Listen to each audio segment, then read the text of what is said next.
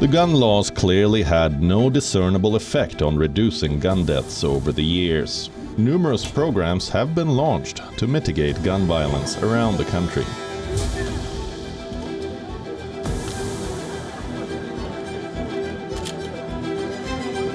One of them is the gun buyback program. The primary goal of gun buyback programs is to prevent firearm violence by reducing the stock of firearms in a community.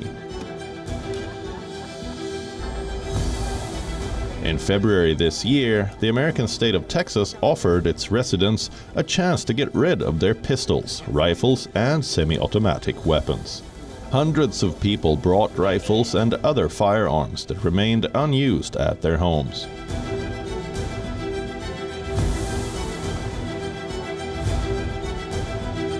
My husband deceased a year ago, and I'm just trying to get guns out of the house. I don't even know how to shoot a gun. I just want to get them, and drop them here. So, I have grandkids, and I don't want my grandkids to get a hold to them. We have enough weapons, and some of the ones we're getting rid of, we don't need. So why hold on to them?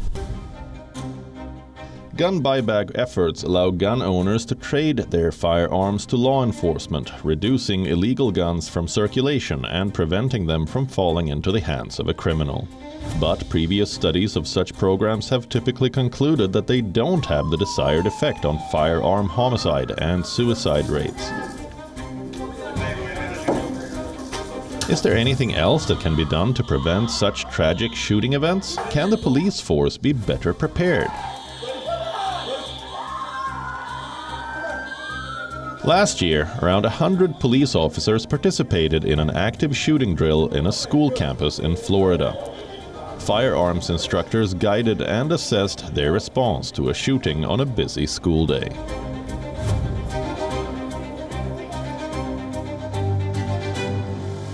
We are trained to stop the killer, and not by arresting them. If they come in shooting kids, there's no negotiating. We're going to make them dead real quick. And that's a phrase that I use because as a parent, that's what I want to hear. Police officers carry out drills by recreating a scenario they hope they never have to respond to.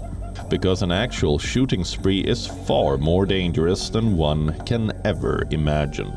It can leave hundreds dead and countless others in trauma for the rest of their lives.